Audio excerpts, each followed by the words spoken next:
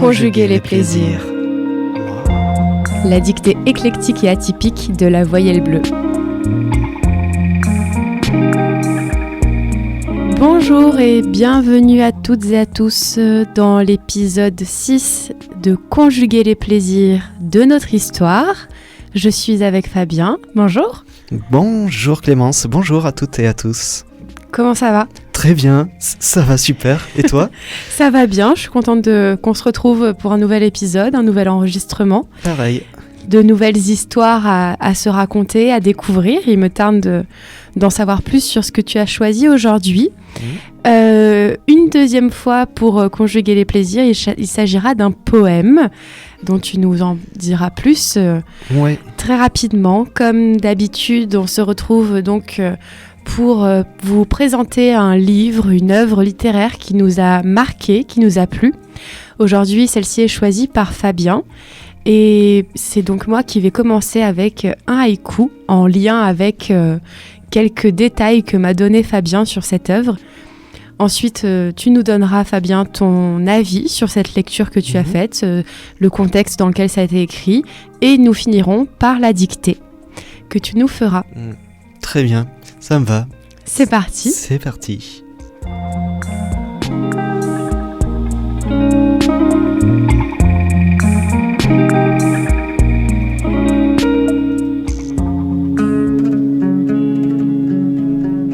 Et je commence donc avec le haïku. La grande hirondelle remplace la Marianne. Nouvelle liberté.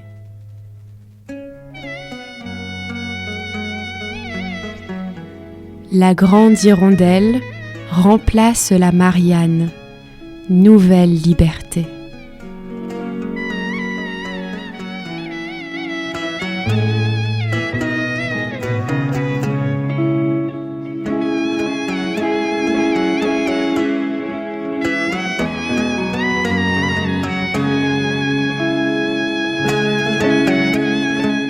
La dictée éclectique et atypique de la voyelle bleue.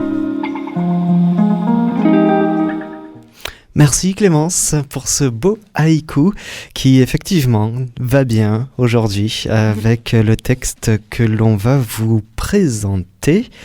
Tu le disais, c'est combien, la 6e épisode de cette 2e saison ? Oui, le 6e épisode, c'est bien ça. Et le premier poème que tu avais lu, c'était donc de la première saison, c'était Arthur Rimbaud. C'est ça. Arthur Rimbaud qui, des fois, est qualifié dans ce dont on va parler aujourd'hui, cet événement, comme étant pas du tout un précurseur, mais un idéologue qui a été repris justement par les personnes qui ont créé ce mouvement. Et Clémence, on est dans l'histoire pour cette saison et je te propose de revenir 153 ans en arrière par rapport à notre année 2023 pour aller en 1870. Plus d'un siècle et demi avant nous, le prolétariat parisien déclenchait l'un des événements majeurs, non seulement de son histoire, mais aussi de l'histoire de l'humanité. On peut dire qu'il y a eu plein de reprises derrière à travers le monde. C'était la première tentative de prise du pouvoir par un gouvernement constitué en bonne partie d'ouvriers et d'ouvrières. Je veux parler de la Commune de Paris. La Commune de Paris. Donc on a fêté les 150 ans en 2020. On le verra à la fin, mais il y a plein de podcasts, d'ouvrages à aller voir pour se documenter sur ce passage de notre histoire. Je vous les dirai à la fin. Alors aujourd'hui, comme tu l'as dit, on va vous donner une poésie. Celle d'une des grandes figures de cette commune de Paris. Je veux parler de Louise Michel. Louise Michel, institutrice, écrivaine, militante, anarchiste, franc-maçonne. Elle est préoccupée très tôt par l'éducation. Elle enseigne quelques années avant de se rendre à Paris en 1856. À 26 ans, elle y développe une importante activité littéraire, pédagogique et politique et se lie avec plusieurs personnalités révolutionnaires blanquistes de Paris des années 1860. Donc Louise Michel, grande figure de la Commune. On va reparler un petit peu de la Commune quand même avant de parler de Louise Michel. La Commune de Paris est la plus importante des communes insurrectionnelles de France. Elle a eu lieu entre 1870 et 1871. Cette année-là, en 1871, l'insurrection dura 72 jours, du 18 mars jusqu'à la semaine sanglante qui était du 21 au 28 mai 1871. Cette insurrection refusa de reconnaître le gouvernement qui à l'époque était issu de l'Assemblée nationale constituante qui venait d'être élu au suffrage universel masculin dans les proportions non occupées du territoire. Et du coup, cette insurrection choisit d'ébaucher pour la ville de Paris une organisation de type libertaire fondée sur la démocratie directe qui donnera naissance au communalisme. Ce projet d'organisation politique de la République française visant à unir les différentes communes insurrectionnelles ne sera jamais mise en œuvre du fait de leur écrasement lors de la campagne de 1971, à l'intérieur dont, pour terminer, la fameuse semaine sanglante, qui constitue l'épisode parisien de répression la plus célèbre.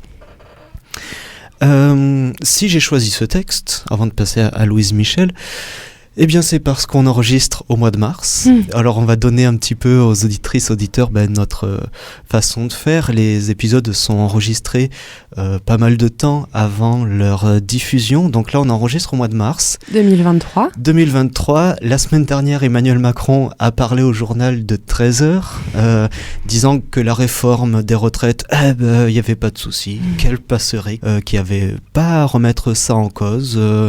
Que la vie des Français, c'est pas grand-chose. En tout cas, ça n'empêchera pas de continuer son droit chemin et de savoir ce qui est bon pour nous ou pas. Il y avait ça, il y avait le printemps, la semaine dernière, avec de belles journées. Et c'est en fait ce contexte-là qui m'a fait penser à ce mois de mars 1871 et à la Commune de Paris. Ensuite, j'ai pensé à Louise Michel et notamment à ce petit poème que j'avais lu il y a quelques années dans un tout petit recueil de différents poèmes. C'était pas seulement pour Louise Michel. Alors entre-temps, j'ai déménagé plusieurs fois, j'ai paumé ce petit recueil. Mais j'avais souvenir que ça parlait d'hirondelles, que c'était beau, que c'était frais, que ça donnait envie d'aller se balader dans les prés, à observer les hirondelles sur la Dordogne par exemple. Pour ceux qui nous écoutent de plus loin, venez voir les hirondelles de la Dordogne. C'est magnifique quand elles rasent l'eau pour s'abreuver sur la Dordogne. Ouais, c'est un poème qui m'amenait tout ça comme image et qui terminait par des mots de liberté. Et c'était écrit par Louise Michel. Donc là, je me suis dit, ouais, c'est bon, c'est ça qu'il nous faut pour parler de la grande histoire, de l'insurrection, de la révolution, de l'anarchisme et de la petite histoire, les hirondelles, qui sont dans les prés et qui, tous les ans, nous rappellent à cette cyclicité de la nature. Donc voilà pour ça. Donc maintenant deux mots sur Louise Michel et puis ensuite on pourra lire les textes. Louise Michel, donc comme je le disais, elle a été institutrice, militante anarchiste et socialiste. Elle est née en 1830, décédée en 1905. Elle a pris une part active à la Commune en 1871, celle qui fut en son temps une célébrité, un symbole, une icône et même l'objet d'un véritable culte, au point que 120 000 personnes se pressèrent à son enterrement en 1905. Elle a eu une vie foisonnante et mouvementée et elle a été emprisonnée plusieurs fois. Elle a dû partir en Polynésie française également plusieurs fois. Elle a écrit de nombreux ouvrages. J'ai une petite liste. Pour les plus connus, il y a La Commune, Histoire et Souvenirs, qui a été publié en 1898. Louise Michel et Jean Winter, Le Bâtard impérial. publié en 1883. Le livre du jour de l'an, Historiettes, contes et légendes pour les enfants. Elle a beaucoup écrit pour les enfants. Ça, c'était en 1872, donc juste après la Commune. Et un autre ouvrage, À travers la vie, poésie, qui avait été publié en 1894. Et là, vraiment, c'est juste quelques ouvrages par rapport à la liste qui est énorme. Je vous invite à aller sur Internet pour aller voir ce qu'elle a écrit. Je vous propose quelques citations d'elle. La première qui est sortie du livre Mémoire, qui a été publié en 1886. La révolution sera la floraison de l'humanité, comme l'amour est la floraison du cœur. La semaine dernière, ça a résonné en moi, oui, ça, oui. cette petite citation. Une autre, celle-ci qui est beaucoup plus brutale, je vous préviens. Notre plus grande erreur fut de n'avoir pas planté le pieu au cœur du vampire. La finance. Ouh, mais ça parle en même temps. Ça donne le ton. Ouais. C'est fou, je me permets de te couper parce que tu présentes une femme qui a l'air de vivre dans toutes ses facettes pleinement. Tu vois, la femme institutrice qui, je pense, de ce que t'en dis, avait l'air dévouée à l'apprentissage, à la pédagogie, puisqu'elle écrit des livres pour les enfants. Cette femme militante qui écrit des livres, dont tu viens de dire une citation poignante et qui semble... elle n'y allait pas à demi-mesure, quoi. Je pense que ça doit être une grande figure de ce mouvement-là, de la Commune de Paris. Et en même temps, une femme avec toute sa sensibilité qui écrit, parce que je jette un œil sur le poème, des choses beaucoup plus douces et beaucoup plus délicates. Et waouh, c'était il y a 153 ans, mais si je pouvais la rencontrer, me dire, cette personne doit être positivement influente sur toutes ces possibilités de ce que peut être une personne. Et ça me touche aussi de me dire, l'écriture permet plein de choses. De par l'écriture, on exprime diverses choses, et cette Louise Michel semble l'avoir fait pleinement. Tout à fait. Également figure féministe, grande figure féministe.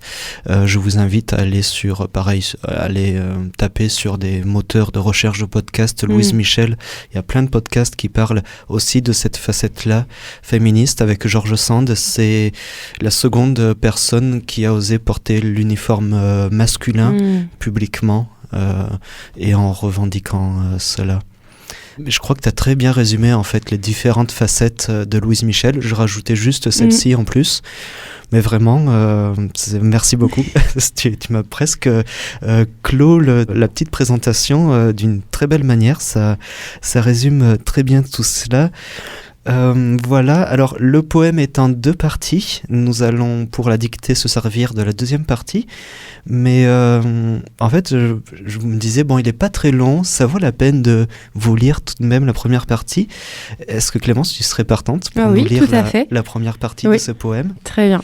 Alors oui, juste avant que tu commences, c'est sorti du recueil Chansons d'oiseaux, publié en 1861, donc bien avant la Commune de Paris, et ce poème s'intitule Les hirondelles. Très bien. Les hirondelles. Hirondelle qui vient de la nue orageuse, hirondelle fidèle, où vas-tu ?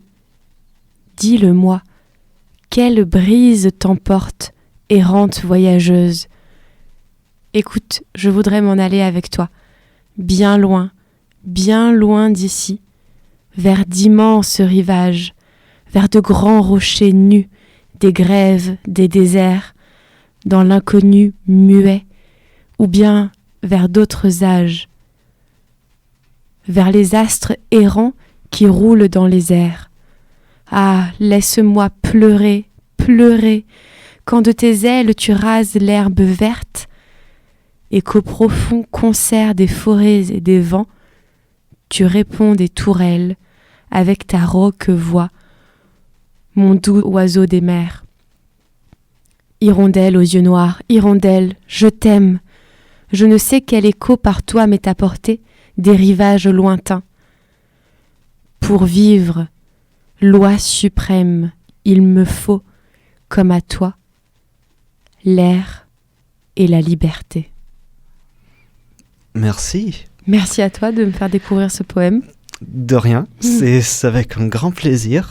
Donc là, on a eu les deux parties. Les deux strophes. Les deux strophes, tout à fait. On sent la professionnelle de littérature qui est en toi et qui me rappelle certains mots de vocabulaire. Et donc, c'est seulement la seconde strophe que l'on va utiliser pour la dictée. Eh bien, je prends mon stylo, ma feuille. Très bien. C'est assez drôle parce que du coup, je vais écrire ça en dessous de mon morceau de rap. Ah, mais oui. Mais en plus, à la toute fin de l'émission, s'il nous reste un peu de temps, je pourrais te demander de juste lire un deux trucs qui te plaît. Parce que vu que tu l'as fait un peu dans le même état d'esprit que moi, j'ai choisi ça. C'est vrai. Si ça te tente, on pourra le faire à la fin. Très bien. Ok. Alors donc, Clémence, tu es prête ? Oui, monsieur. Allez. Si on mettait une petite virgule avant d'attaquer. Très bien. Conjuguer les plaisirs. La dictée éclectique et atypique de la voyelle bleue. Donc, nous avons affaire à une poésie. Du coup, eh bien, on reviendra assez souvent à la ligne avec à chaque fois une majuscule à chaque saut de ligne. Je vous donne le titre d'ailleurs pour commencer. Les hirondelles. Madame la professionnelle, on peut faire la liaison même si un H. Oui. Merci. Donc à la ligne avec une majuscule. Vers les astres errants. Vers les astres errants. Qui roule dans les airs. Point. Vers les astres errants qui roulent dans les airs. Point à la ligne. Ah, point d'exclamation. Laisse-moi pleurer, virgule. Pleurer à nouveau. Virgule. Laisse-moi pleurer, virgule, pleurer, virgule. Quand de tes ailes, à la ligne,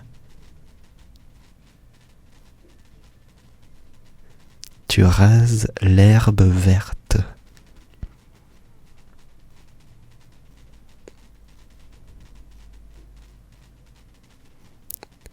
Et qu'au profond concert, et qu'au profond concert,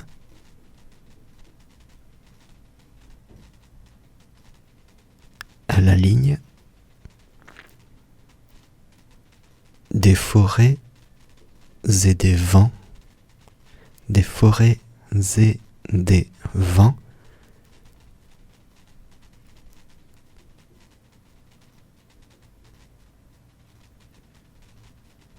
tu réponds des tourelles, virgule, à la ligne.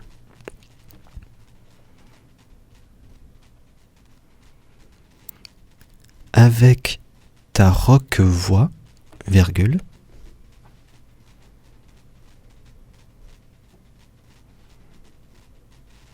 avec ta rauque voix, virgule, mon doux oiseau des mers, point. Mon doux oiseau des mers, point.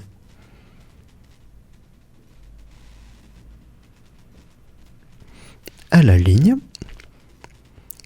hirondelle aux yeux noirs, virgule.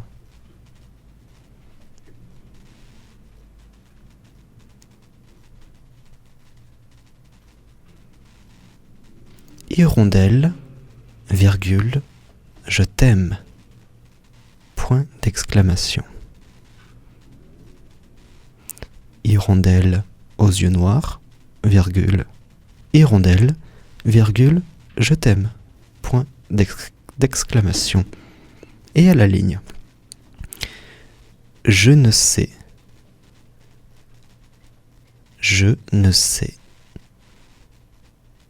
quel écho par toi m'est apporté.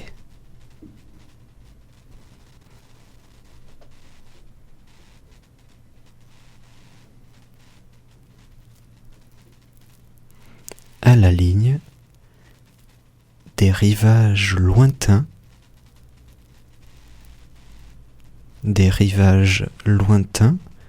point virgule, pour vivre, virgule, loi suprême, virgule.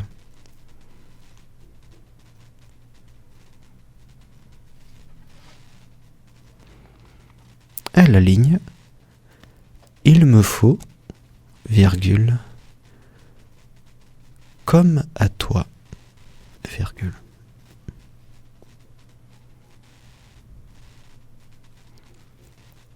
L'air et la liberté, point final.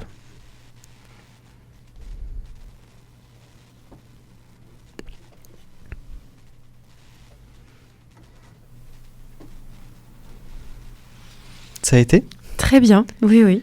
Eh bien allez, on peut faire la troisième lecture. Vas-y. Vers les astres errants qui roulent dans les airs. Ah, laisse-moi pleurer, pleurer, quand de tes ailes tu rases l'herbe verte et qu'au profond concert des forêts et des vents tu réponds des tourelles. Avec ta rauque voix, mon doux oiseau des mers, hirondelle aux yeux noirs, hirondelle, je t'aime. Je ne sais quel écho par toi m'est apporté, des rivages lointains, pour vivre, loi suprême, il me faut, comme à toi, l'air et la liberté. Voilà. Ouais, c'est beau, en plus c'est le printemps. Ouais, ça fait du bien. Et surtout quand on sait par qui c'est écrit. C'est ça. Par Louise Michel, qui n'est pas n'importe qui. Concernant l'orthographe et grammaire, eh bien, je dois vous avouer que j'ai un peu peiné à trouver des choses et des règles à vous donner. C'est une dictée assez simple si c'est pour un public adulte, en fait. C'est ce qu'on s'est dit en off. En revanche, si d'ici que la correction sorte, vous avez des questions, libre à vous de nous poser des questions dans les commentaires, de vous assurer que vous avez écrit juste un mot ou un autre, ou aussi d'aller chercher ce fameux recueil Les chants des oiseaux de Louise Michel, Chansons d'oiseaux de Louise Michel, pour trouver ce poème et vous délecter de cette lecture et de bien d'autres poèmes. Je pense le seul petit mot, enfin pas le seul, mais là je vois suprême, juste pas oublier l'accent circonflexe sur le E après le R. Si moi j'ai une question. Tu rases l'herbe verte et qu'au profond concert des forêts. Profond concert, il est au singulier ou au pluriel ? Et oui, c'est vrai qu'à l'oral, on s'en rend pas trop compte. Et en fait, il y en a plusieurs des concerts. Alors j'ai... Et donc, petite faute. C'est vrai que quand on le voit, ça paraît évident, mais quand on l'entend, pas forcément.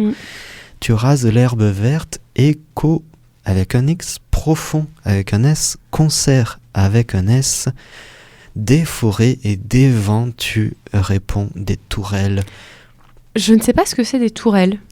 Alors pour moi, j'imaginais des petites tourelles défensives que l'hirondelle peut répondre aux tourelles. D'accord. Des tourelles soit défensives ou des petites tourelles des villages qui sont en surplomb. Oui, d'accord. Voilà, je voyais ça comme ça. Après, peut-être qu'elle a pensé sous une autre forme. Mais du coup, tout est au pluriel. Il y a des forêts et de profonds concerts en ces forêts. Oui. Après, peut-être épeler le mot rock. Oui, avec la rock voix. Alors, ça n'a rien à voir avec le minéral, le roc, R-O-C. Là, on parle de la voix, c'est R-A-U. Q-U-E, la Exactement. roque-voix. Oui.